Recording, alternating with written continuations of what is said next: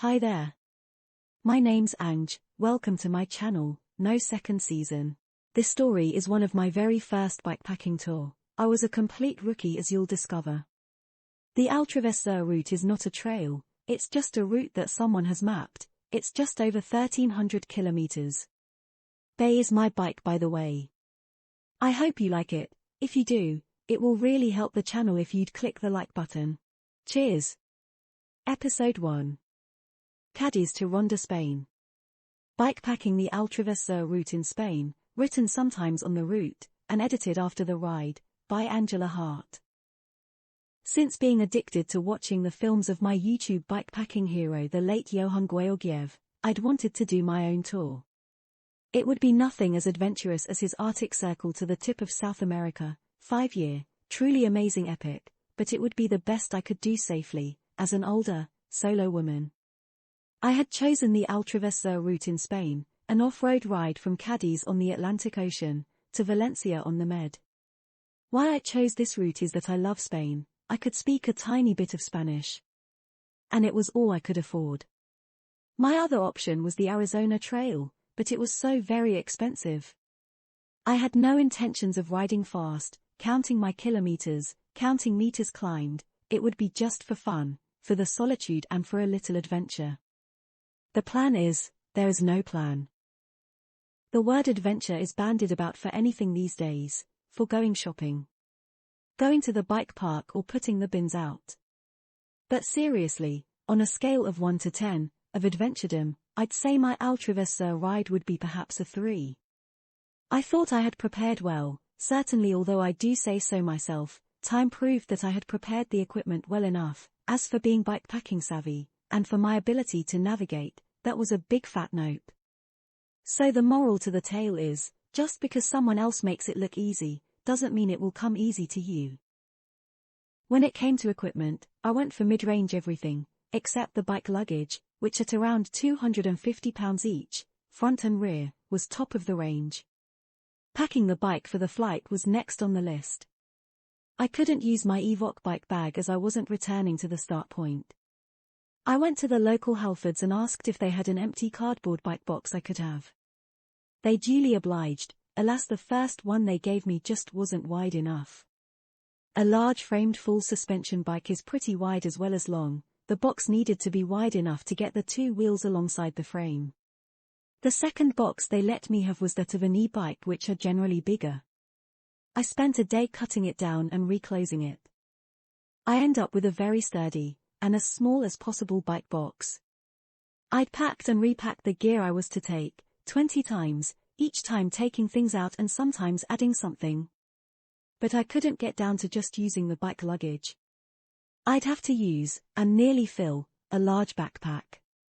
When I unpack now, there isn't much that isn't used, just some emergency items, of which I've used 2 already, to make some additional tent pegs, needed for the strong winds.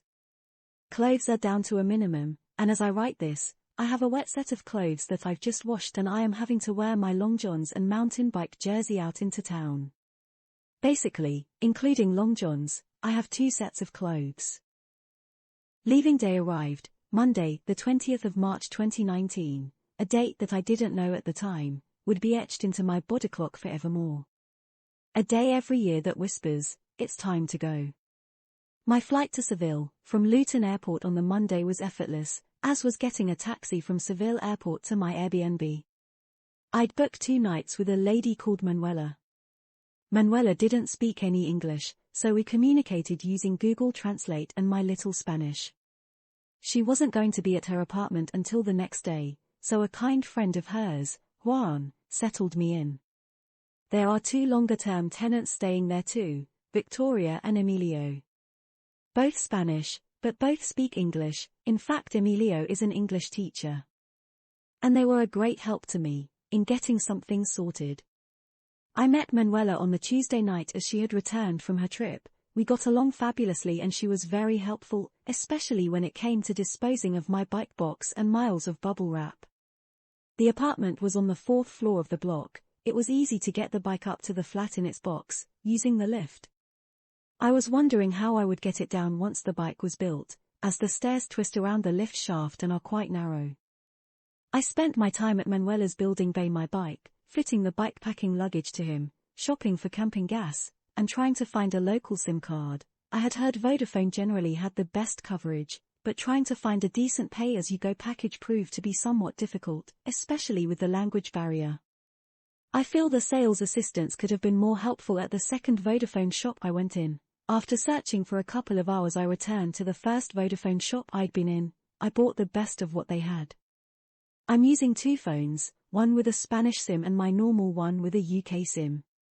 I also had a spare phone with no SIM. It'll become evident how important this was on the final day of the ride.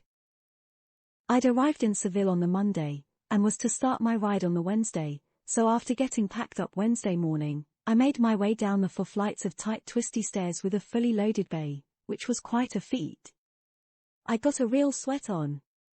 Before I made my way to the station, I popped into the service garage across the road. The mechanic tightened my pedals for me, as I'd not wanted to carry a heavy spanner just to do that. My Spanish isn't very good at all. I'd known a lot more 10 years ago, but never really used it, so I'm having to pick up from what I remember. They really do speak fast, and with different accents in different areas, I find it tricky to understand. Riding from the garage to the train station was the very first time I'd ridden my bike with luggage on. It took a bit of getting used to. There's quite a wobble from the handlebars, but in that short ride, perhaps 2 kilometers, I'd got used to it. The Seville train station is well organized. Everything was effortless, much more so than I expected, from buying the ticket for me and Bay, to boarding the train. I was a bit miffed at getting short-changed again. It had happened in a supermarket the night before, then at the station coffee shop. I decided to contest it with the señorita, and she gave me back the euro she had short-changed me. Only for it to happen a third time in a supermarket in Barbate, again managing enough Spanish to get it back. I think they prey on the non-Spanish, and it has always been by a young lady. Bloody cheek. I had a reflective ride on the train to San Fernando. On the outskirts of Cadiz, we were passing through mainly farmland, almond, olive and orange groves. When the train stopped at Jerez Airport it brought back memories of the times I'd flown into there whilst working at Renault F1. We would test at the Jerez circuit many times a year. Reminiscing can gloss over some terrible times and buff the memory up, to make you long to be back there, when really, although I loved my job, let's just say it got spoilt. On arriving at San Fernando suburb in Cadiz, I was concerned to see that I'd have to take the fully loaded bike up an escalator. I had flashbacks of when I tried to take my bike bag up one at Sydney Airport. It was touch and go as to whether I'd have to let go of it, sending it crashing down onto people behind me. Luckily I just hung on and fell into an embarrassing mess at the top. I was then helped by a very kind airport worker who saw me fall, who then proceeded to pull my bike bag all the way to the domestic terminal for me. Anyway, it was awkward but fine. It was riding the escalator that I noticed how very windy it was. Riding through San Fernando to the start of the Altravesur route, Calle Real. It's a part pedestrianized, part tram-track street. It was early evening by now and the Spanish had started their promenading. Oh how it is so different to the UK. Couples old and young, walk hand in hand, to their favorite tapas bar or restaurant. Barbate, where I'm writing this, is a small seaside town, a few days into my ride. It has many small shops and kiosks. The tapas bars are always busy from 9 until 2, then it's siesta time. They reopen from 5 until whenever. Some are open all day. But generally, it is a very traditional Spanish way of life to close for siesta. I noticed that some large supermarkets have opened on the outskirts of the town. Aldi, Lidl, Deer etc. It's a shame because eventually it will kill this way of life. So here I am at the start point of the Altravesur route. Cycling out of Calle Real San Fernando, my destination was Chiclana de la Frontera. Once out of the urban area, I was riding through an expanse of marshy wetland, alongside it on a gravel road. With the wetland to my right and a railway track and motorway to my left, the very windy ride was pleasant enough. I got lost in the narrow streets of Chiclana, which is where I dropped my best phone, cracked the screen and from then on it only intermittently connected to the network. By the time I'd got back on track the sun was starting to go down. I didn't want to wild camp because I was so close to a town, so I stopped a passing cyclist to ask if there was camping nearby. He sent me to La Rana Verde campsite. On arriving I was surprised it was still manned, as it was early evening by now. Jesus was really friendly. He is learning English, so was keen to practice on me. He'd only been learning 3 years, and was very good. And there I camped, a rather inauspicious first bikepacking camp night. There were the usual facilities, toilets, showers, water etc., but this also had electricity in the pitch, so that was useful. And at €8.70 a night, it was quite reasonable. This day I only covered 15 kilometers, not including the distance I was lost. Wednesday night was a very windy night. It's essential to set up my long thin one-man tent with the thin end pointing towards the wind. I did this, then the wind direction shifted a bit, but still it coped well with the conditions. It was not only the first time I used my tent, but also the first time I used my sleeping mat and quilt. The mat is ace, no falling off this one, like with my previous Exped Hyperlite that I'd bought for the Himalayas. I wish I'd had the big Agnes then. No other padding is required, it's quite thick. I was a little chilly in the morning, but I think that was because I'd slept in just shorts and a top. I chose a quilt rather than a sleeping bag as I like to wrap myself tightly in my bedding. With a mummy bag you can't do that. And there is a weight and space saving with a quilt, none of that silly top piece. I never liked that part of a mummy sleeping bag. I had some coffee and cereal, broke down camp, then set off for Conil de la Frontera. These are all coastal towns by the way, although some places such as campsites, cafes, and shops are open, not everywhere is, due to it being low season, early spring in fact. I set off around 9 a.m., and hoped to reach at least Conil de la Frontera, before nightfall, then start looking for somewhere to camp. The first couple of hours of riding was through some urbanizations and golf courses, plus some extra roads to get me back onto the Altravesur route. The urbanization Rocher was a rather upmarket beachfront housing estate, very nice. I took a detour to investigate a nature reserve I was passing by, which led down to the Playa del Puerco. It was a nice spot, with plenty of space for camping and RVs. It's not an official campsite, but there were several RVs and a tent that had obviously been there all night. It's worth seeking out, it's a big space and in a good location, shame I hadn't got that far last night. I stopped at the Puerto de Conil for some lunch, then continued towards what I thought was Conil de la Frontera. Alas, I took a wrong turn somewhere and went in a big loop, ending up not far from the Puerto de Conil again. I'd lost hours. Never mind, the loop I rode, through sandy pine woodland was quite beautiful. That was the second time I'd been completely lost today. It was around 4 p.m. by now. Eventually I found the right clifftop trail, that took me into the small town of Fuente de Gallo. The last part of the trail is a nice bit of downhill with lots of jumps, but I was having problems with my rear roll packer, so had to take it easy. My rear roll packer had fallen off a few times by now. It wasn't until a day or two later I realized that the over-center lever shouldn't be pushed all the way over center but left on the high part of the cam. I also fitted 2 cable ties to hold the lever in that position, one to stop it moving up and one to stop it moving down. I also wrapped a bungee around the bracket and seat bracket. It didn't fall off again on this tour. By now I really needed to find somewhere to camp. I was not only a bit flustered, but my bum was very sore. I hadn't ridden my bike for 6 months before this trip and my bum just wasn't used to it. So, I decided I would find a campsite and stay 2 nights, taking Friday off, as a 0 day. I asked a couple that were out walking if they knew of a campsite. They sent me to the Eucalyptus campsite which was way out of the direction I wanted to go but I went, it was closed. I was sore, tired and hungry, and pretty pissed that the campsite was shut. I asked a man just outside the campsite where else I could go, and he gave me directions to one that was only a kilometer or so away. I didn't have the energy to get up the hill, so had to have a quick pit stop and eat some bread I'd nicked from the restaurant at lunchtime. Don't ask me why I wasn't using my phone to find campsites or to navigate properly. I really don't know why I was being so rubbish at organizing myself. How lucky was I? The Rosaleda campsite in Conil was open, even farther from the route, a bit expensive at €15.50 a night, but well worth it for the facilities, including an excellent Wi-Fi signal.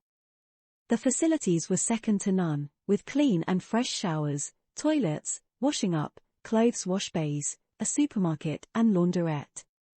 I think there are many other facilities such as a pool, sauna etc., closed for the low season though. Just what I needed at this point, some comfort. I really was flustered at getting so lost. I have two mottos for this trip. 1. The plan is, there is no plan. 2. Enjoy not endure. I must remember these, and not get flustered. I had covered around 18 kilometers this day, with an estimated 25 kilometers ridden due to being lost for so long. On reflection, there was no reason to get lost, I was just being an idiot. And I think that is part of the steep learning curve of bikepacking. And it was only my second day, so I forgave myself and got on with setting up. The time goes so quickly with just doing stuff. I gave my bike a good check over, did some washing and rested my bum, so not a bad 2 days. I had a great 2 nights at Rosaleda, albeit very windy. The facilities are top-notch and I'd recommend it as a place to stay, whether in an RV, caravan or tent. After 2 nights and a 0 day, I left the Rosaleda campground on the Saturday morning heading for Zahora. My bum was rested, and no longer feeling bruised. The ride back onto the route took some time through urban and suburban streets. It was very windy and difficult to ride in a straight line at times. I'd been riding parallel to the coastline through the urban areas, but there wasn't a coastal path worth following as it was going to be necessary to cross an estuary on a bridge which was slightly inland. The bridge leads to a vast expanse of sandy heathland, with the ocean to the right. The wind on this heathland was crazy. I couldn't keep the bike on the trail. I was being blown sometimes over 2 meters off the trail time and time again. On occasion there would be a large palm shrub that I could use as shelter from the wind for a moment's respite. I'd not known wind like it, and quite enjoyed it, the feeling of strong winds, an untamable force of nature that we can do nothing about. Around 2/3 of the way across this expanse I stopped at an old fort, Torrevieja de Castelnovo, to shelter from the wind for a while. I got talking to a lovely young Spanish lady, whose name escapes me, that was also sheltering from the wind. And this is where I discovered that the heavy winds had a name. It's called the Levante wind, which blows from the east, through the Gibraltar Strait, and hits the Cadiz coast for 10 days, a couple of times a year. And it started the day I started my ride. I started to check the weather apps out, and this night it was to be blowing what I thought was 45 kilometers per hour, but turns out it was 45 knots per hour.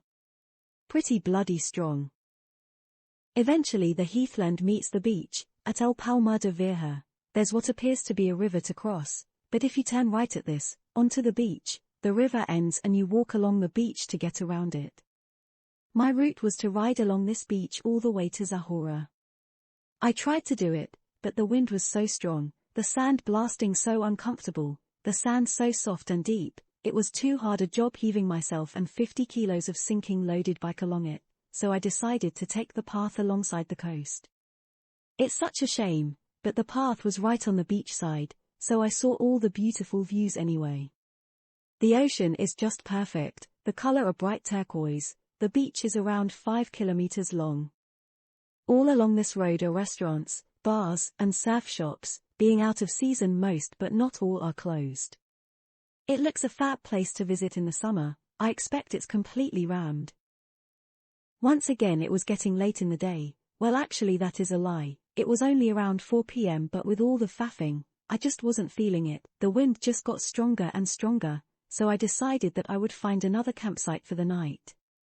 I rode away from the beach around 1 kilometer, only to find the campsite closed, so I continued on my route towards Zahora. After the beachside path ends I took to unsurfaced country lanes, with the coast still to my right. In the middle of nowhere was a BP fuel station. I asked the man for some campsite info and he told me there was one named Pino San Jose in Zahora, only around 4 kilometers away. So, I rode there, on the surfaced road. This day, I'd only ridden around 18 kilometers, my lack in bikepacking skills was becoming evident. I was riding very short distances, and staying in campsites so far, I felt like a phony. There were 2 campsites at the location of Pino San Jose, alas one was closed. It was quite expensive to stay the night, for a small tent pitch it was €17.50. And the pitch was directly opposite some holiday cabins, that were occupied. I thought I'd be in for a noisy night, with partying holiday makers in the cabins, but that wasn't the case. The only noise was from the howling, gusting winds of 45 knots. I hadn't put the guy ropes on my tent thus far, but with the wind so strong I decided to fit them, only to find the tent didn't come with pegs for them. In my emergency kit I had a spare wheel spoke and a length of carbon fiber flat stock. I broke the spoke in half, which made 2 pegs, then used my Swiss Army knife saw to cut up the carbon and used the file to make a lug to hitch the ropes onto. The ground on my pitch was so soft, you could push all the tent pegs in, all the way with one finger. So, I wasn't hopeful on just how effective the pegs would be. In total with the 4 guy ropes, corners, and vestibules needing a peg, that made a total of 10, my tent had only come with 6. I made sure all my heavy gear was in the tent, and me also, when possible, so that the chances of it flying off were reduced. The stress of the heavy wind was evident on the fabric of the tent. I think the stitching was at its limit of integrity, so I wouldn't want to be using it in the higher winds that were due in the middle of the following week. The Pino San Jose campsite, although compactish, had good facilities, including Wi-Fi and electricity at the pitch. It's set in pine tree planted sand dunes, and quite pretty. The toilet blocks were nice and clean, with good washing up, clothes washing and shower facilities. Again, the pool and other facilities are closed due to low season. I'm just grateful these places are open at all. As I came out of the toilet block, I noticed what I thought was a wild boar the other side of the site boundary fence, so I went over to take a look, and it was a beautifully happy black pig.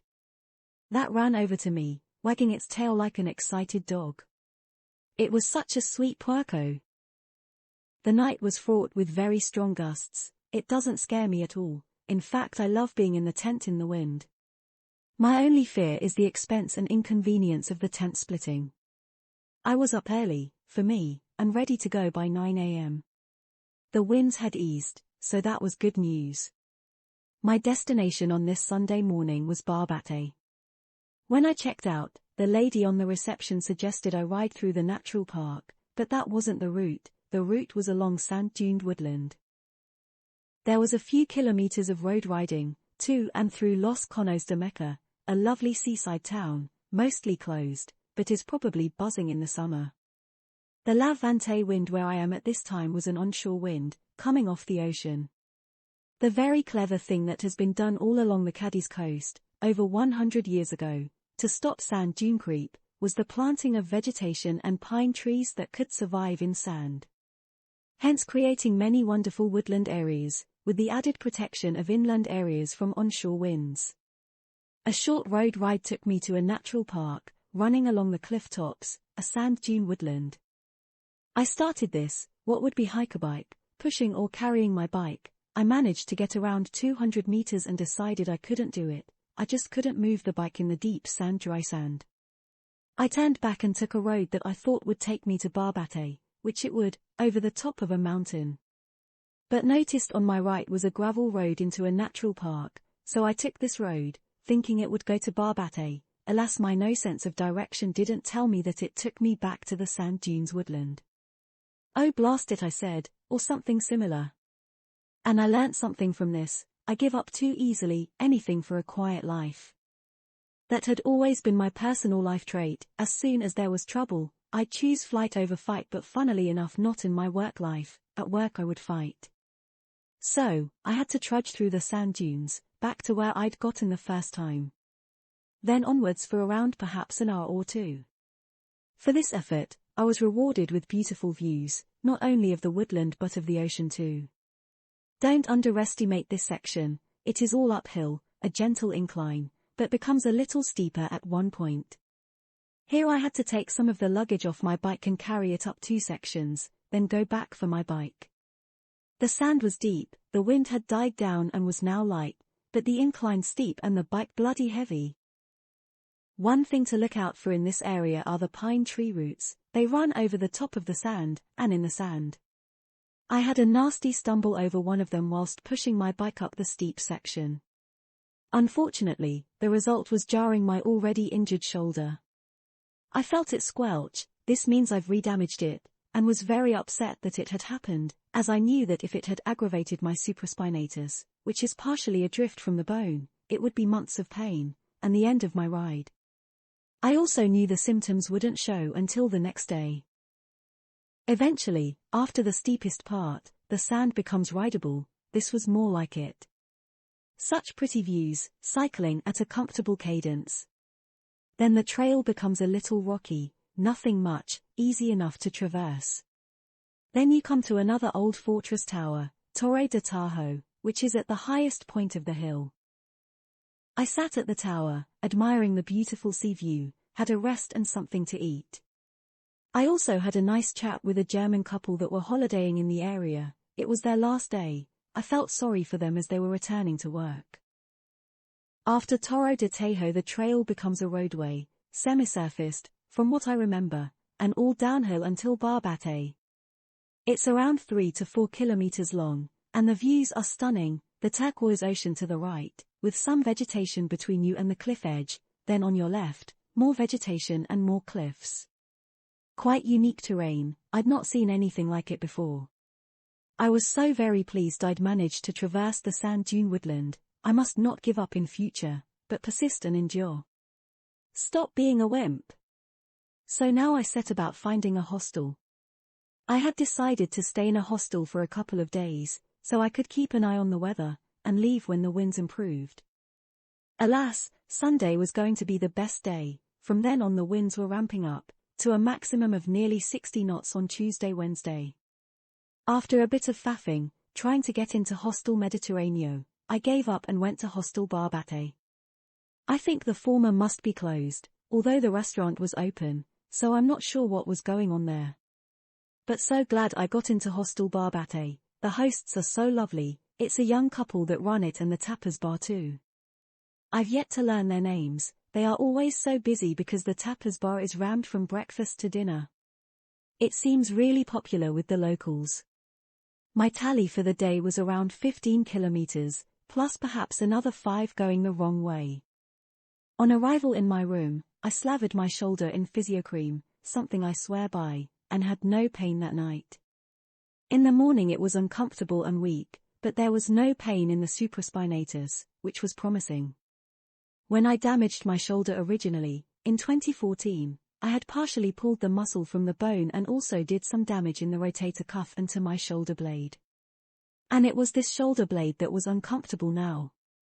Usually when this happens, which can occur just swatting a fly, something comes out of position, and I've never been able to put it back into place on purpose. Usually it just happens, with a click, when rolling over in bed, sometimes taking weeks. Luckily for me, this happened on Wednesday night. I just need to take care of it for a while. I was lucky. Currently I'm writing this in a tapas bar in Barbate, an off-season seaside town, but still bustling with people meeting for their midday tapas and coffee. The tapas bar I'm in sits in a pedestrianised street, along which are many fixed stalls selling fruit, veg, beer, coffee, provisions, all sorts. The stalls are on the outside wall of an indoor market, where again there are stalls selling meat, fish and veg.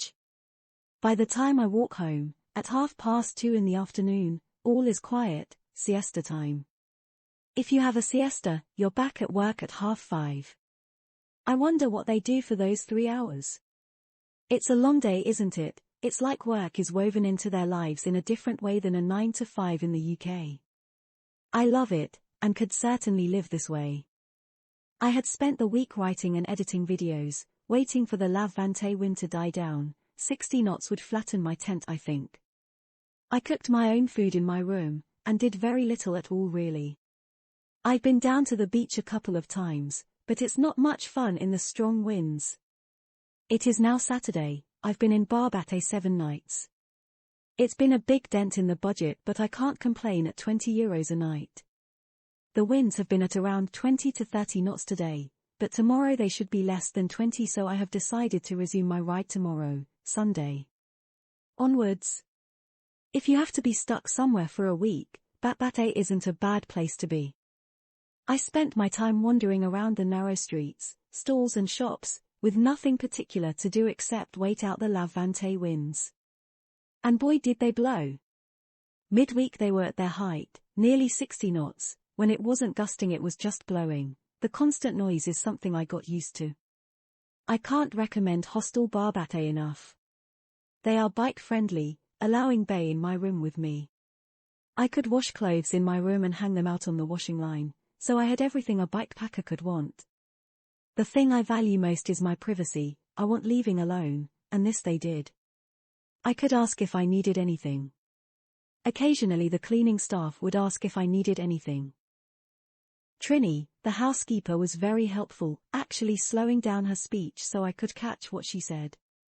I'm sorry to say I didn't get the gentleman's name that I first talked to on arriving at Hostel-Barbate. He was immediately helpful, knew that I'd want my bike inside, so the first thing he did was open the double doors. He didn't speak English, so we got by with gesticulations and my little Spanish. He then handed me over to Vanessa, I think she may be his wife. We communicated using my little Spanish and Google Translate. I'd left it open as to how long I would stay. I was hoping just 2 nights, which turned into 7. Their tapas are very popular, morning, noon, and night. The place is busy. The morning rush hour around 9 a.m. is mad. The waitresses, Vanessa and El Hombre, are buzzing around like crazy. It seems like half of Barbate eat there. I indulged twice, and they really are exceptional, so I can see why they are popular. I made a bit of a schoolboy error on the Sunday I was to set off riding again, by forgetting to charge my devices the night before, so I had to hang around whilst I got some charge in them, eventually leaving at around 10:30, a lot later than I had wanted, and with devices not fully charged. This put me on the back foot where electronics are concerned, so I wasn't happy to have to do it. I rode on the surfaced road, over the estuary bridge out of Barbate, riding southeast towards Bologna. With the coast to my right, the land between the road and beach was a prohibited military zone. Although you could get onto the beach, I decided to stay on the road. Why make it more painful than it needs to be for little gain? After all, I could see the same views. I think I had gone off the Altravesur route around here. Again, I was total rubbish at navigating. Riding through the small town of Zahora de los Atunes, it was a peaceful, lazy Sunday morning, the town just waking. Heading farther along the coast, through the resort and urbanization of Frontera, which seemed rather upmarket and a great place to have a villa nestled into the cliffs, or a posh hotel if one was holidaying, sadly mostly closed due to being off-season. Down a steeply descending street, then a steep ascent led me to the Faro de Camaranal, a lighthouse. Obviously, being on a headland, the views of the Atlantic coastline were stunning. I could barely make out Barbate in the distance. The Faro de Camaranal is quite a pretty lighthouse, cylindrical in shape, tapering slightly towards the top, very much like an old fortress turret, made from very large tan-colored stone blocks. It looked like it may have been restored recently. As there was no one around, I decided to park up bay against the lighthouse, sheltering from the wind, and made myself some coffee and lunch. It wasn't long before walkers, bikers, and sightseers turned up, so I felt a bit selfish ruining their view, and any prospective photos of the lighthouse. But too late, I couldn't pack up and move, they'd have to wait until I'd finished. No one said anything, but I did feel bad, and apologize if anyone's view was spoilt. The lighthouse is on the boundary of the National Park de Estrecho. I found that a funny name. But anyway, turning right from the lighthouse took me onto the National Park Road. At last some decent off-road riding was in store. At first the road was roughly surfaced, then it became gravel. The views were outstanding, of the coastline to my right, the turquoise ocean, the very green, undulating park and winding road unfolding before me, with bays, coves and coastline pueblos in the distance, to my left rocky outcrops and mountain forest. Sometimes I question why I blog and vlog, why not be satisfied that I am doing what I'm doing and seeing what I'm seeing? After all, taking all the electronics is quite an additional weight, time-consuming and a faff. I guess it's all about showing off. Look what I've seen, look what I've done. No, really, it's not just that. I love watching back my YouTube videos, especially if I'm not able to be getting out and about doing fun stuff. They cheer me up no end, but with that comes more of a longing to be out on the road. I bumped into a couple of backpackers on this trail, two middle-aged men. They were walking from Morocco to Seville. I didn't get their names, but we had a good chat. I think they were from Belgium. It was a blazing hot sunny day. I was stopping in what little shade there was quite often to cool down. It was a lovely ride through the park. Then ahead I could see the road goes from gravel to steeply ascending and rocky to the left, and continues to the right as gravel. I keep going right, there's no way the trail can be that rocky road. Alas it was. I turned back, and as I did I met three people that were observing what turned out to be vultures, flying over the pinnacled mountains to my left. They were very enthusiastic about these birds, and lovely to talk to. The steep rocky road goes up and up, eventually leveling out to become part single track, part double track, through pastures and woodland. At one point Google Maps was showing me off route. I spent perhaps half an hour trying to get back on the route, only to find it was the way I went originally. This would have been an ideal place to wild camp, but it was too early, only around 5 p.m.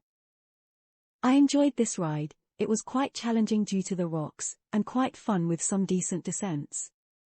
The road eventually becomes surfaced again and passes through many kilometers of wind farm. I appreciate these swishing giants, the clean energy and the engineering. It's no mean feat. They are massive, and have to withstand the exceptionally high winds of the area. On hitting the highway, I make my way towards the Pueblo of Focinas, but bypass the Pueblo on a well-maintained walking path, with the Pueblo to my right. This path, on this Sunday night was popular, people out for a stroll. I started to ask people if they knew of any camping. Alas, there was no official sites around. The path passes by a large recreational area, which has a cafe on it. I took a look. It would have been ideal to set up camp, but it was forbidden, and too early to stealthily set up.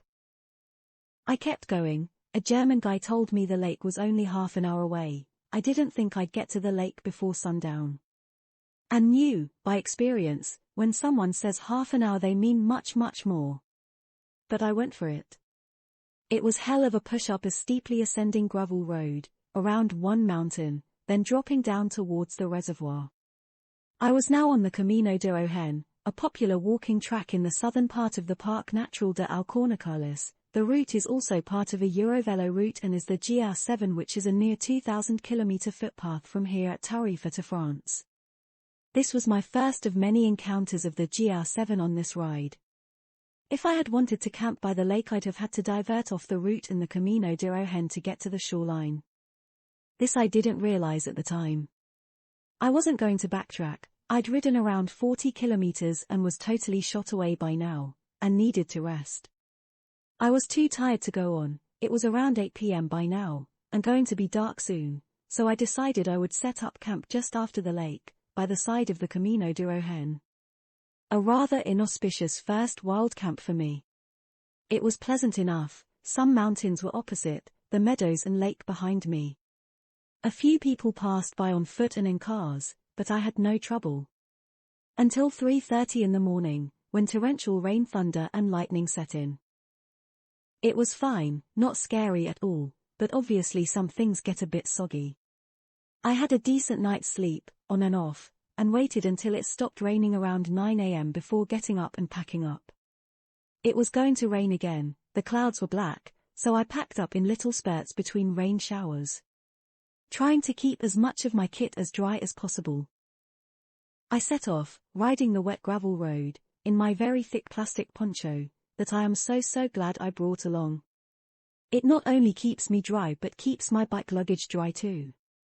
It rained on and off for hours. There was some fabulous descents to ride, and some push-up ascents. I bumped into two English guys that were walking from Lisbon in Portugal to Budapest, on the GR7 and E7 routes. One of them wasn't that happy, and stopped to rest. The other continued. I sensed some tension. They needed to get a grip, it was wet and shitty, so best to stick together. Eventually the one that went off waited for the other guy. After I had stopped to talk to him I didn't see them again, as there were so many fabulous descents to ride. I was a long way ahead of them by now. It was great, albeit a little wet. I really enjoyed that section despite the rain. I passed a cottage that looked like it was a tea house, but it was closed. Shame, a nice hot cuppa would have gone down well. Eventually I hit the road. It was the sort where an old road had been sidelined for a newer, bigger road, so there were slip roads and all sorts. But best of all, an oasis in the form of a Repsol fuel station which serviced the motorway that had been built adjacent. I stopped here, had some food in the excellent cafe whilst pondering over whether to go into Los Barrios and resupply or to continue on to Jimena. It would be possible to stock up on water from the cafe, where they also let me charge my electronics, but being the half-hearted lazy person I am, I decided to go into Los Barrios and stop over for a couple of nights. It's a lovely mountain town. The Spanish seem to take so much more pride in the aesthetics of their towns than we do in the UK. It was just beautiful, palm tree-lined avenidas, with well-tended roadside shrubbery and trees. I'd only ridden around 25 kilometers this day. It was only mid-afternoon when I arrived at the hotel. I found Hotel Riel along the main strip into town, getting a room for €27 a night, for 2 nights. The room I took was very basic, but clean, with a balcony which was great for cooking on my stove and for hanging out my washing. I washed my clothes and hung them to dry on the balcony. I unpacked my tent, sleeping bag etc. and hung them to dry too. The room looked like a bomb had hit it. After a good night's sleep on Monday, I went exploring around the town on Tuesday. I found a great little bike shop, Run Bike, and what a fab place it is. No sooner had I taken Bay in there and asked if it would be possible to clean and lubricate the chain, that Jose Miguel had whisked him away and started work, for free. He was such a lovely young man, I gave him a $5 for his efforts. Whilst Jose Miguel was working, I'd been talking to Salva regarding GPS as I wasn't happy with Google Maps' offline capabilities. You can't see walking and cycling routes for one thing. We chatted about me buying a Garmin. He had one he could let me have at a discount, but it was over €200, and I couldn't afford that. He said he uses an app called Oryx. I installed this when I got back to the hotel, and spent some time trying to figure it out, but there just wasn't enough time for me to learn the intricacies of it in a few hours. It wouldn't seem to let me have the map of Spain as an offline map. So eventually I uninstalled it. I spent some time working on my YouTube, but then couldn't upload the film once finished, as the Wi-Fi isn't so good at Hotel Rio. I wandered around the town on the Tuesday evening. It was like other small Spanish towns, busy and buzzing with couples and families doing what they do. And quite lovely. I could easily spend more time here.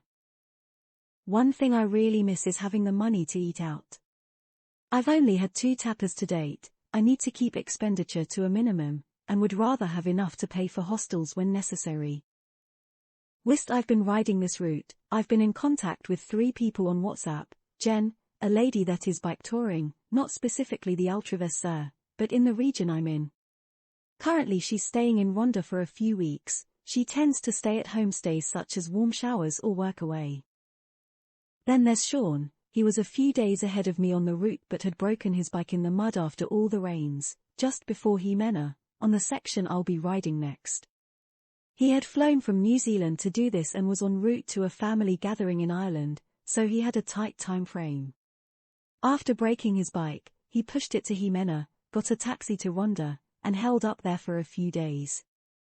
In fact, he met with Jen whilst he was there, which was nice. Then he needed to get back to Valencia to collect his bike box and catch his flight to Ireland. That was a saga in itself. Usually the trains allow bikes, but due to some breakdown of a train carriage or something like that, he wasn't allowed to take his bike on the train.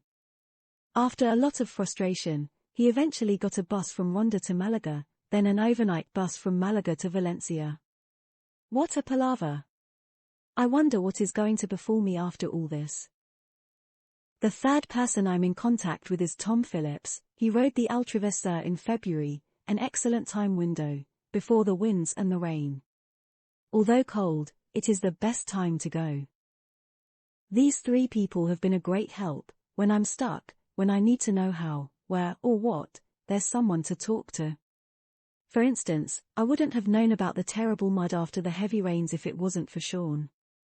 On the Wednesday morning I was to leave, I decided to set off around 9 a.m.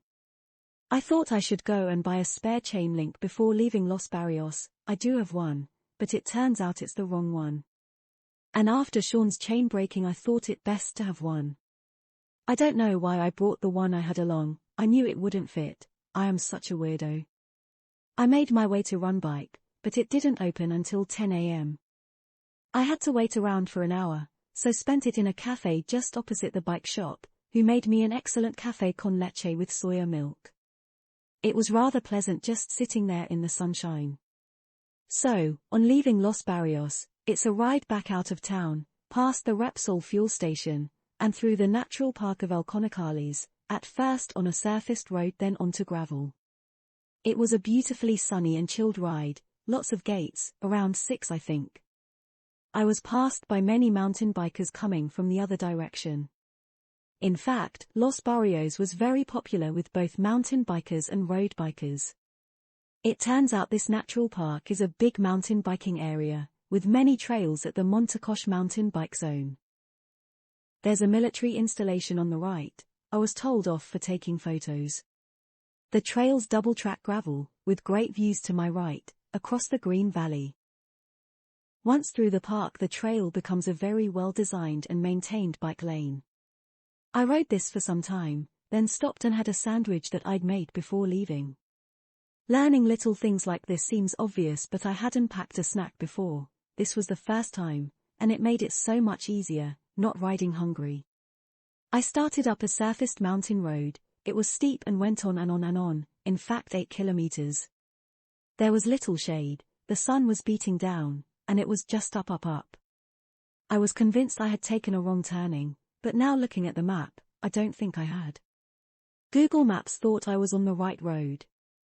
Below, in the distance, to my left, I could see a lake, and I thought I should be riding down by the lake. I've seen others on the Altravesur at this lake. I was totally confused as to where the route really was. Anyway, I had committed to this detour, so I just had to keep on going to the top. I could see the top. There was a castle right on the very top of the hill. Just before the castle I came to the start of a pueblo of Castillo de Castella. I stopped in a seating area, out of the sun, and had a nap. Then I made my way up the last steep part of the mountain road. Getting to the castle I found a tourist shop. I started asking an old guy there which way the GR7 went. He told me, but said he wouldn't ride it after all the rains. But there had been 3 days without rain by now, so I knew it must be drying a bit. The guy then started talking to an English lady, and she also said it would be best to turn around, go back down the hill and go on the road. I had to think about it, but with the thought of the 3 hours I'd spent pushing up that sodding hill being wasted, I wasn't about to ride down it. Plus there had been 3 days of sunshine to dry out the track. This is the track Sean broke his bike on. I went with my gut feel, decision made. I took the GR7, and luckily I didn't regret it. It was a fabulous ride across woodland and farmland. I could see why Sean had problems. There were still large puddles, ruts, and boggy areas to negotiate. At one point the farmer has decided to plough up the GR7, so that was pretty muddy. By now it was around 7 o'clock, and I was looking for a place to camp.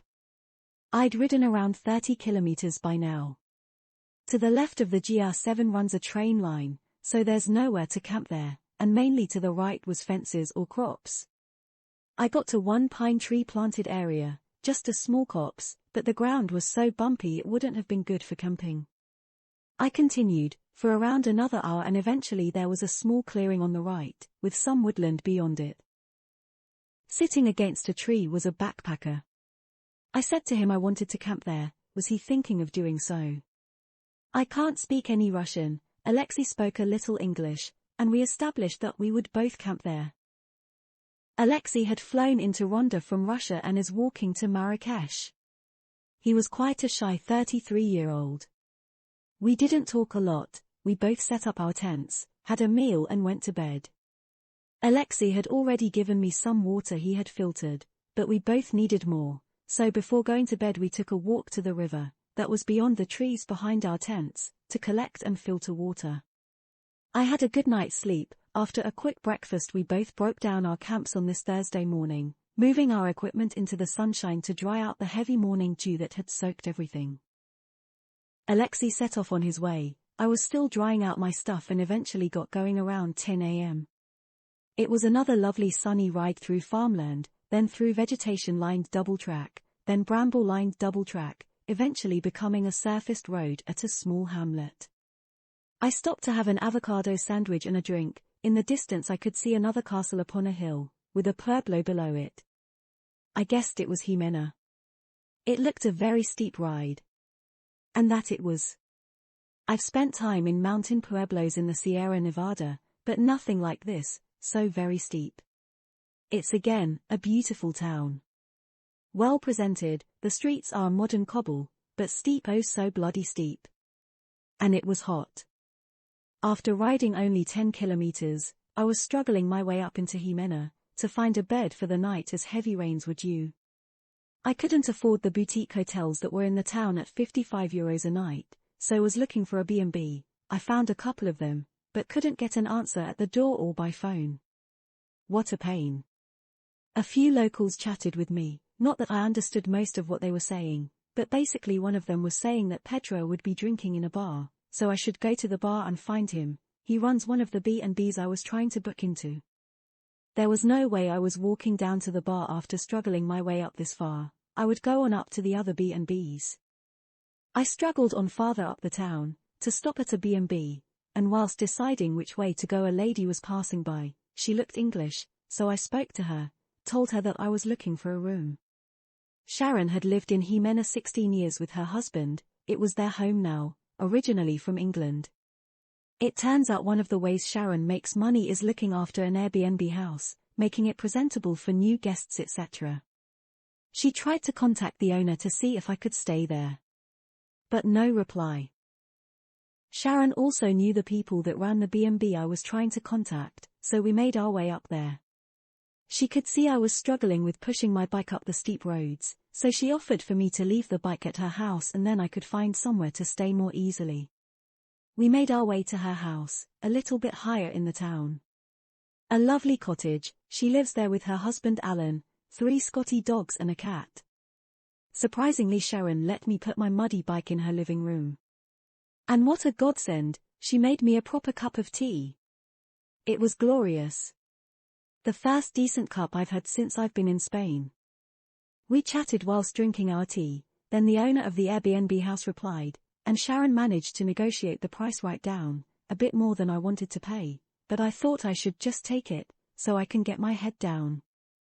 We walked a short way down from her house, near to where we had met in the first instance, down to Casa de Luna, the house I was to stay in. I'm so thankful to Sharon, it's perfect. And I have it all to myself. With 3 outdoor terraces, I was able to wash bay before bringing him inside.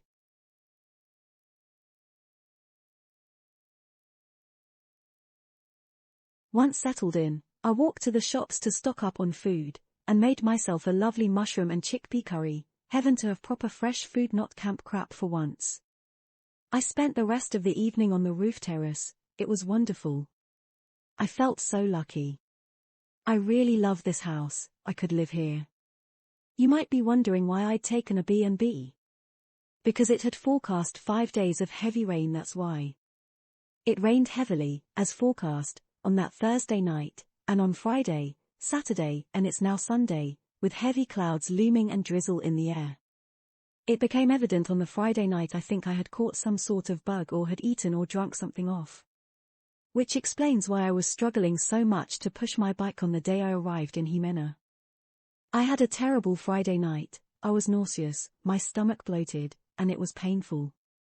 I barely got any sleep Friday night. On Saturday morning I was feeling a little better, so decided to very slowly check over bay, just to make sure everything was tight. I found that the front axle, where the over-center lever is fixed, was loose. And I didn't have an Allen key that fitted the screw to tighten it up. Damn it! I knew there was a construction material shop in town. All the shops in this town are right at the bottom of the steep hill. I really didn't feel like walking, with my tummy still not right, but I'd have to get down there and see if I could find an Allen key. So, I took a walk to the shop, feeling pretty second-hand, and hurrah, they had Allen keys. I had to buy a whole set, but at least I could fix Bay. I also bought some stomach acid pills. They were very expensive natural ones. I slowly walked back up to the house, tinkered with Bay, then went to bed at around 4 p.m. I slept until 1 a.m., then got up for a while, then went back to bed and slept right through. My tummy still isn't right. I haven't got diarrhea and haven't been vomiting, it's just nausea, bloating and uncomfortable. It feels like a hangover. I hope it goes soon. One thing I wonder, Alexei gave me water he had filtered from the Hosgarganta River. I didn't drink the water I filtered. I wonder if it was that. Whether it was or wasn't, a rule from now on, don't accept water from others except in an emergency. The weather forecast is for rain until Wednesday. I can't stay here after then anyway, as the house has been booked to someone else. So, decisions need making. Whilst I was down the shops on Saturday, I noticed there was a guy on a mountain bike, so stopped to talk to him. Simon's from Canada. His visa only allows him to stay at his house here for 3 months of the year, much to his annoyance. He was very helpful to me. I asked about the ride from Jimena on the GR7 towards Ubrique. He said he wouldn't attempt it after all the rain. And that there was a really nice old country road I could take instead. I valued his advice. He had ridden it many times, so knew what he was talking about. So, I will either take that country road, or I will go straight to Ronda on the main road. I will wait until Tuesday to decide which way I will go and when. So that's me, holed up in a lovely house in lovely Jimena. There were some great views from the roof terrace, and even from the kitchen window I could see the Rock of Gibraltar in the distance. I still had 2 days to kill in Jimena. On Monday it was bright and sunny first thing, with rain threatened later, so I thought I'd do some sightseeing early in the day. The owners of Casa de Luna liked my video and wanted to link it to their website. As I was going to visit the castle and make a video of the trip, I thought I'd include a tour of Casa de Luna that would be more useful to prospective holidaymakers. Something to keep me busy as I was getting itchy feet by now. As I was due to leave Jimena on the Wednesday, with new tenants arriving Thursday, and that Sharon had been so kind in negotiating a good deal for me, I really wanted to leave the house spotless for her. So, during my stay I had been tidying, sweeping, mopping etc. as I went along. To leave it tidy meant weaving tidying with living and living with a whole load of junk at that. To make a house tour video I needed to tidy the house, so that was my first job, then a quick GoPro tour of the accommodation. The castle is around 2 street levels higher than Casa de Luna, so only a short walk. Unfortunately, the tourist information office is only open Wednesday to Sunday, so I couldn't gather any information on what I was going to see. I'd have to use my imagination. There are some fabulous views of Jimena from the castle, looking down onto the rooftops. The site of the castle is atop the hill of Jimena, built into the limestone rocks. It can be quite windy up there. There are 360-degree views of the Los Alcornocales Natural Park from the castle. I guess that was important for a fortress. Looking south you can see the Rock of Gibraltar. I'm sure on a clear day the Moroccan mountains will be visible. To the north, off into the distance are craggy rugged mountains, to the east lush farmland with the Hosgarganta River meandering through. The castle ruins have had extensive rebuilding carried out. It's been very sympathetically done, and as a credit to the craftsmen that carried it out. The entrance tower can be accessed, but the main lookout tower was locked, possibly open Wednesday to Sunday. I wish I could have gone up there. It's considerably higher up than the entrance tower. Apparently, the castle site is undergoing further excavations, as it's been discovered that a settlement there predates the castle's construction, settled by the Moors around 750 AD. Jimena has been won and lost by the Greeks, Iberians, and Romans. Also, the Moors, the Muslims, used Jimena as a stronghold. Eventually in the late 1800s the town of Jimena de la Frontera was settled by the modern Iberians. There is also evidence of prehistoric human habitation, so is of great interest to archaeologists and historians. The site is over quite an expanse of ground. How I would love to see how it looked hundreds of years ago.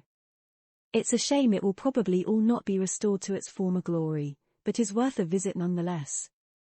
Also upon the castle hill is the municipal cemetery, a glorious final resting place. I captured what I could of my castle visit on my GoPro, then took a walk down towards the shops, in the lower Pueblo. Perhaps I should have recorded the higher Pueblo as well, as the older town is quite pretty, and there are a few places of interest and some great views. But I didn't, it had started raining as I got to the lower Pueblo. I made a quick edit of my day's activities and published it before preparing to leave Jimena the next morning. The next morning more house cleaning was required, washing and hanging out my bed linen etc. So I could leave the house with minimal work for Sharon. By the time I had packed my bike and finally shut the keys inside it was 10 a.m., and who happened to come along? Sharon and Alan out walking their 3 dogs. It was so lovely to be able to properly say goodbye to them. I was sorry to be leaving Jimena, but it was time to go.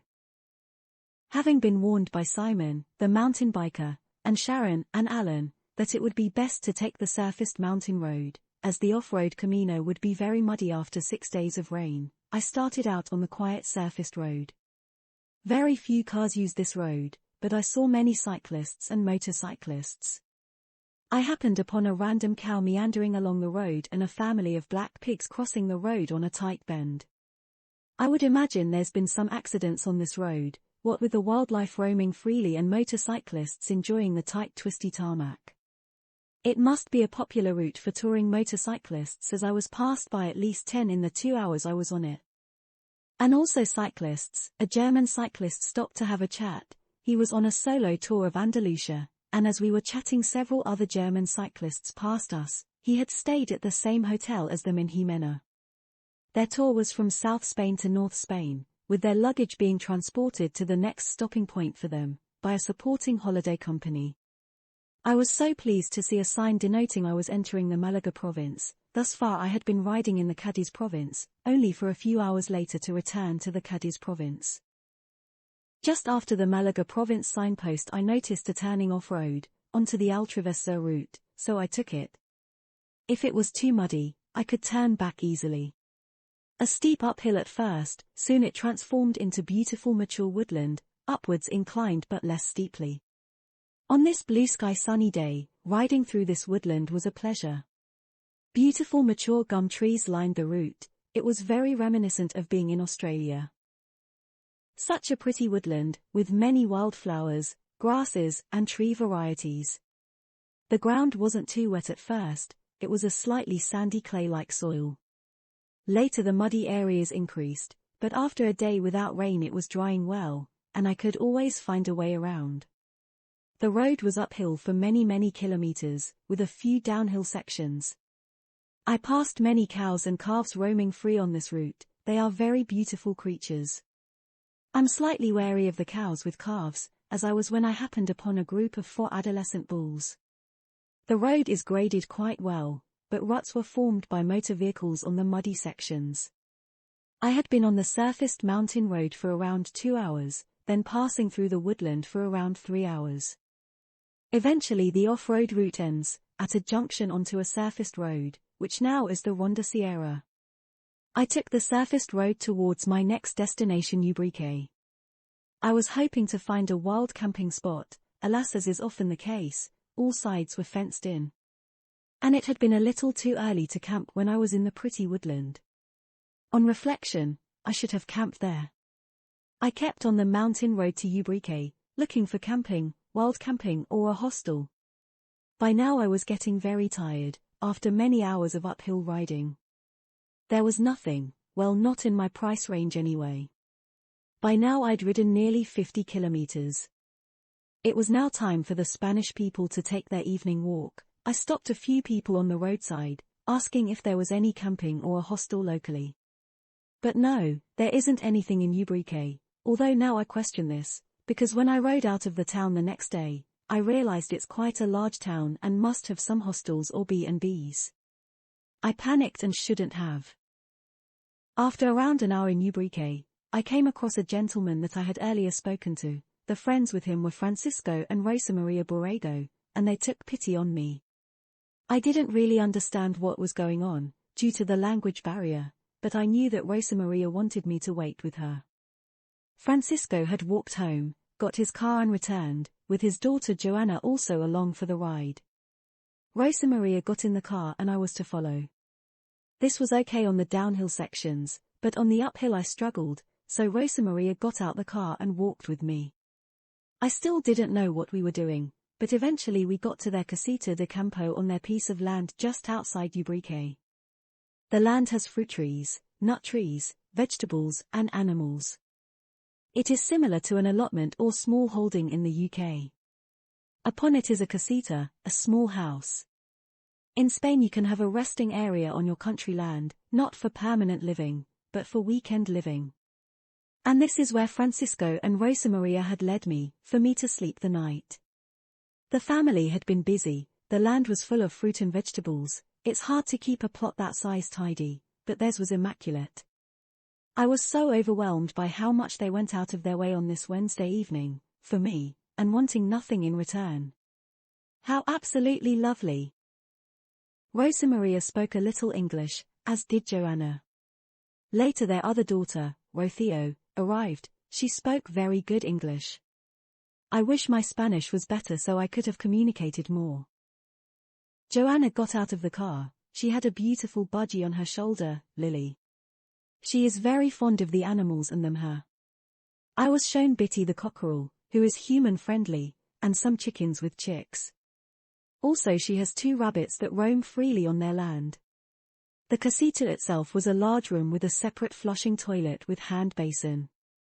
There's a kitchen area, a large family dining table, storage for all the kitchen items and a sofa bed. The Borregos brought me water, and let me cook on their gas hob. I was embarrassed that they wouldn't take any money, even just for the utilities. Rosa Maria kept saying, when I offered money, they are doing this from El Corazón, the heart. How bloody lovely. A beautiful sunset was to my right, adjacent, looming heavy black clouds over the mountains. I was dreading rain, and luckily it didn't happen. It was soon dark, the electricity wasn't working in the casita so I used my head torch. I had a good night's sleep and didn't wake until around 8:30, at this time it's only just getting light. I had hoped to return the favor to the Borregos by sweeping the large patio area, alas I could not find a sweeping brush. Whilst having breakfast, Bitty the cockerel came to see me. He does this funny sideways walking thing when he wants you to stroke him. He spent quite a while with me, interspersed with returning other cockerels' calls. It was beautiful. The campo opposite had around 20 to 30 rabbits running freely, and many chickens and what looked like turkeys. It was quite beautiful, with the sun rising, a heavy morning dew, and all the animal sounds. Rosa Maria had picked around 10 oranges for me to have for breakfast. I ate one. It was succulent and sweet, the best orange I have tasted, by far. Because of the weight, I only took one with me. I wish I had taken more. I mooched around until around midday, when I was finally ready to leave. I messaged Francisco, using Google Translate, to say I was ready to go and could bring the keys to him if he let me have his address. 10 minutes later, Francisco and Rosa Maria appeared. I thanked them, many times, we said our goodbyes and I left. I was quite sad to go and could have stayed much longer. I was quite emotional after they had left. I was so touched by their generosity, trust and kindness, and humbled. One thing that I had come to realize at this point was, I am doing this wrong. I was riding from town to town, reaching a town each evening. Which means there is nowhere to wild camp. Therefore, I decided I needed to change my schedule. I needed to be riding through a town midday, coming out the other side, into the wilderness areas and riding until I found a good camping spot. It turned out later that this strategy was going to take some fine-tuning because this day I would need to pass through 2 pueblos. But I needed to take into consideration that I may need to resupply my food, and if I passed through a town after 2 p.m., all the shops would be closed for siesta, so it was going to take some honing. On leaving Francisco and Rosa Maria, I rode through Ubrique, further up into the main town center. I struggled to not keep stopping to admire the town. It, like many other Spanish towns, is very well presented, and needs a second look. After stopping for a café con leche I had to get moving, although I would like to have seen more. For some reason I didn't think it would be so pretty and well presented. Up high in the town is the start of the route I needed, which turned out to be an old Roman road. The theme was kind of cobbled, but the cobbles were rough rocks. The steep incline up, plus the very rocky surface and blazing sun made this a very hard route for pushing up 50 kilos of bike and luggage. Sometimes, there was a water drainage channel at the side, with smoother cobbles. Alas, this would end and it would mean returning to the very rocky road. The further up I got, the rougher it became. And sometimes it would become very steep, and with that came bigger rocks. I was heaving bay up these rocks with all my might. It was a real test of endurance. At one point I stopped for a break, propping bay up against a large boulder. Unfortunately, he fell over hard, onto the rocky road. Luckily it seems only my stills camera was broken.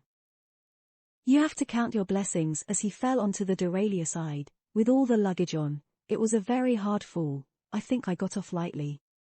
I must be more careful. I seem to be good at carelessness. Before the top of the Roman road there are around 3 gates to negotiate, and the last part of the trail is a narrow single-track path through vegetation. This part was exceptionally rough and very steep. At least I could see Benayacaz, the next pueblo at the top, so it encouraged me to keep going. I had to hump and heave bay over the rough terrain. Negotiating the last gate at the very top, I was glad that was over. I was absolutely exhausted, so rested for a few minutes. To be honest, this Roman road section certainly wasn't enjoyable. The views were nice but it was very hard work. I sat in the shade of an information board at the bottom of the pueblo. I didn't venture into the pueblo, there was no reason to. It was late afternoon by now, so I thought I would head towards the next pueblo of Villaluenga del Rosaria, and find wild camping en route. Alas, the surfaced road was long and uphill most of the way. With fencing along both sides, there was no chance of wild camping. So I kept going, thinking I would pass through Villaluenga, and find wild camping the other side. As it happens this wouldn't have been a bad idea, but by the time I got to the pretty whitewash mountain town, I was too exhausted to go through it. That Roman road has really sapped my energy. What a pretty pueblo it was, so tidy, and with great effort put into the design of the town entrance. I'd only ridden 10 kilometers, but I was done. Even though it was 17:30, a time when usually towns have awoken after the siesta, this one was deadly silent. Villaluenga doesn't reawaken until 6 p.m. it turns out. There was no campsite, no hostel and only one hotel. I negotiated as low a price as I could at €36 and decided to spend the night there. La Posada, the hotel, was a traditional Spanish Pueblo-style building, the staff-friendly and also bike-friendly. They have a rear entrance with double doors that you can use to take your bike up to your room. The hotel is literally shadowed by towering, jagged cliff-like mountains all around. It was so very nice to be able to take a shower and curl up in clean sheets. Before going to bed I sampled the restaurant's menu del dia for €10. It was a very welcome 3-course meal, my first proper food since Jimena. I spent some time working on episode 5 of my Altravesur YouTube. Alas, I couldn't complete it, I was too tired. For every hour of published YouTube, I think I spend around 10 to 12 hours editing. So it would have to wait. That turned out to be sooner than I thought anyway. After a hotel breakfast I set off around 11 a.m. Later than I wanted, but I spent time on the laptop editing episode 5 and then had to wait whilst the battery charged. On leaving the hotel, I needed to climb up and over the pueblo, back down through the other side. I couldn't work out what was going on. There was a lot of people around, mainly shipped in by coaches, lots of them. With police ushering coaches and people all over, it was quite frantic. I don't know what the occasion was, but it was very popular. It seemed to mainly be senior citizens. I couldn't figure out the occasion though. On reflection, I think it was for a religious fiesta or festival. Crossing by the coach park took me off-road into the hills. This would be the Sierra de Grazalema. At first the road is surfaced, all uphill, then it flattens out after around 2 kilometers, onto the most excellent gravel road through woodland. It was perfectly smooth, very well maintained, and a good job too, as the trees lined the route, with the sun filtering through, casting dappled shadows on the road. It was hard to distinguish any undulations of the surface. But without any potholes it was fine. This woodland road forked twice, and twice I took the wrong turning. The second time I did this, I hadn't realized I'd taken the wrong route until after negotiating one of the most difficult gates I had come across. Damn it, I was so pleased with myself, getting through it, only immediately to realize I was on the wrong road. After some time on the lovely gravel road, it comes to a gate, where the Sierra then crosses a pretty, but boggy series of meadows. The meadow has streams filtering through it and patches of standing water. There had obviously been a lot of rain here. There are a couple of stream crossings, but if you're clever you can stay dry crossing. Alas, I am not. Now I've got wet feet. Another gate, another boggy meadow. Then you're out into a vast plain, with jagged mountains in the near distance. It's nicely lonely out there, a long road in front and a long road behind, with nothing but brush and vegetation until the mountains. The Sierra de Grazalema eventually runs into an area with small farms either side, then it ends at a surfaced road. At this point there is a restaurant to the left. Rather a nice one, so I stopped and had some soup. I have a newfound penchant for cola. I never drink Coke, probably I wouldn't average 1 can a year through my life. All of a sudden, I need it. So, I had a lovely cool Pepsi Cola to go along with my soup. Now this is where it gets tricky. The Sierra de Grazalema route continues, to my right. I could see I needed to get on the surfaced road for only around 20 meters then turn right back into the woodland. I did this, but a man, an official-looking man in a Council de Grazalema van, told me I couldn't ride down there. I got back onto the road and found some very high gates leading into the park. They were padlocked and there was no way I could get over them. So I stuck to the road. I wasn't that bothered. I could see it was similar terrain as to that I had just traveled, and on the mountain road I had better views of the mountains to my left. These wouldn't have been visible in the woodland. I'm making light of it. I wished I was on the right track really. After a very long climb up a hot and shadeless mountain road, it then went downhill onto some plains. This was great, a long section of downhill, but I knew it would climb steeply again to get to Ronda, so bittersweet. The mountain road was quite busy with traffic. It was narrow, windy and undulating. A lovely lady drew her car alongside me and asked if I was okay, which was nice. I guess I started riding on the mountain road at around 2:30 p.m. and was on it for a few hours. My next major town was Ronda, but between where I was and Ronda, a few kilometers to my right there was the pueblo of Montejac that I would be missing, as the mountain road bypassed it. I could have made efforts to go to this pueblo and return to the Altravesur route. But to be honest, I just couldn't be asked. So onward to Ronda, but following my new regime of not stopping in a town at night, I was looking for a wild camping spot. The road up to Ronda goes up, up, up.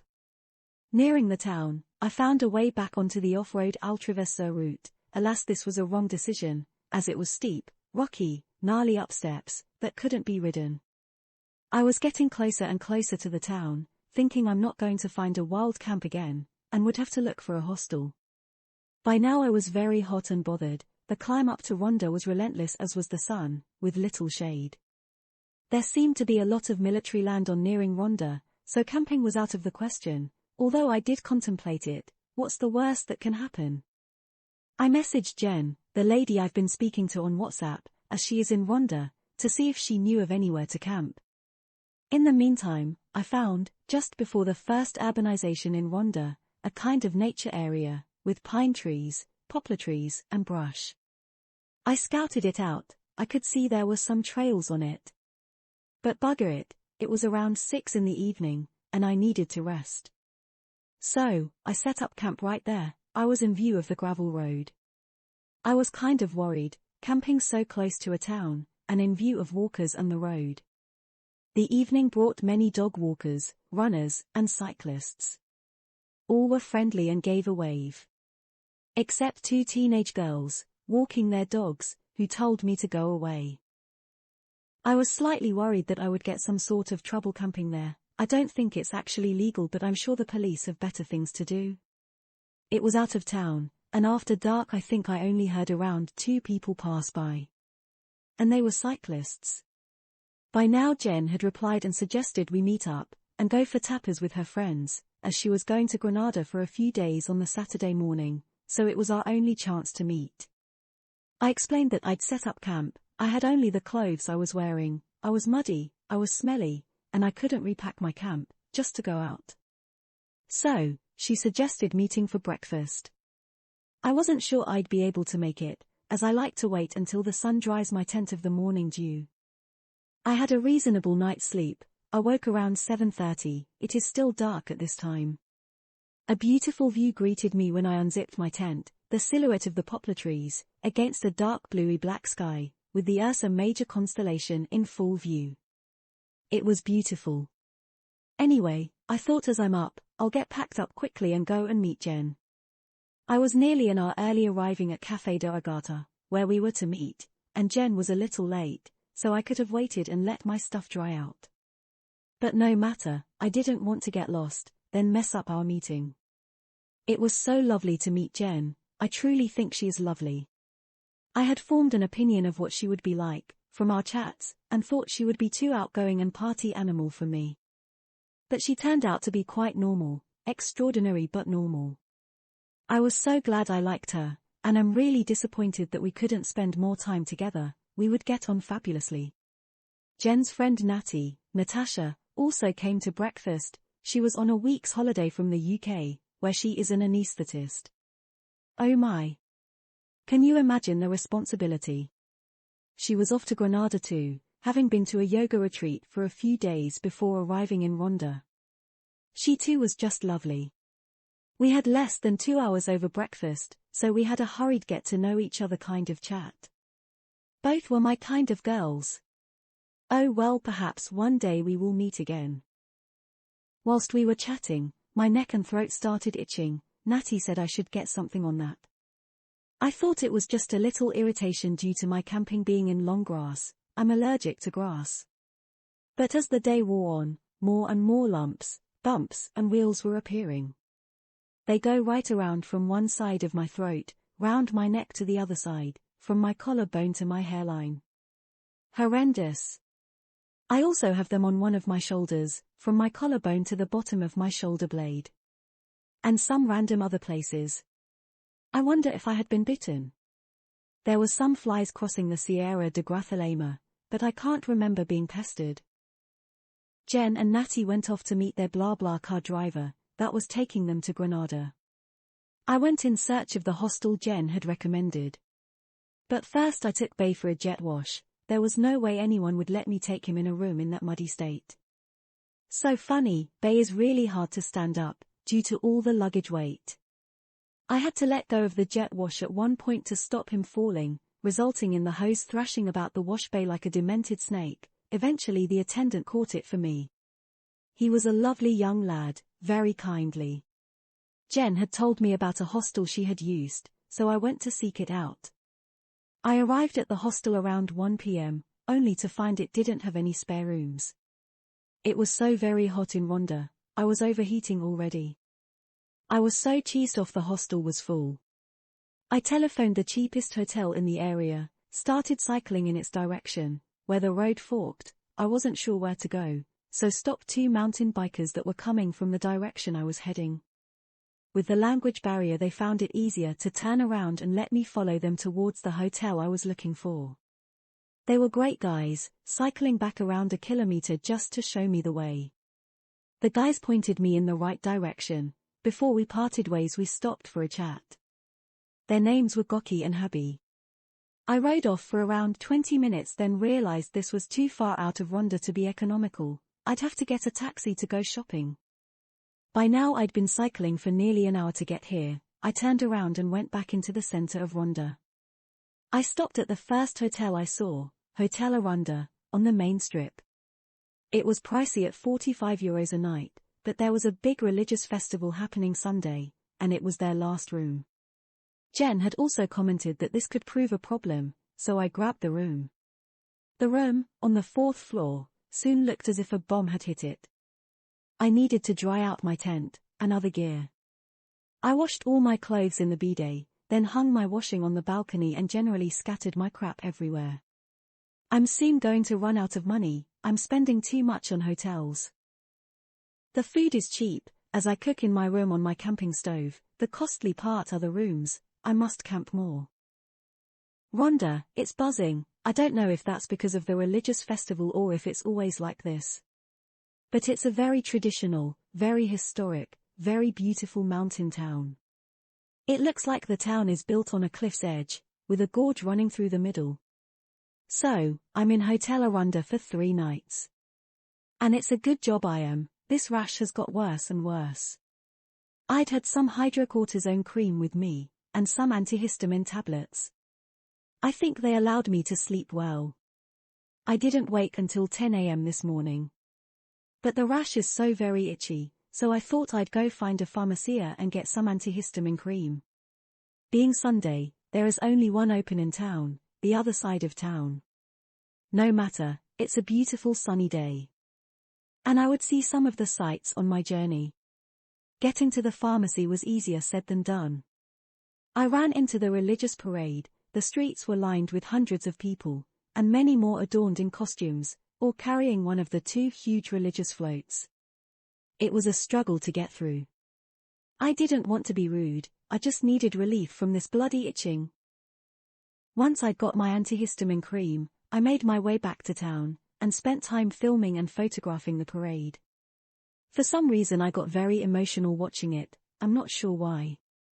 I don't know what the parade is called, but it looks like it's a build-up to Easter, with old and young playing a part.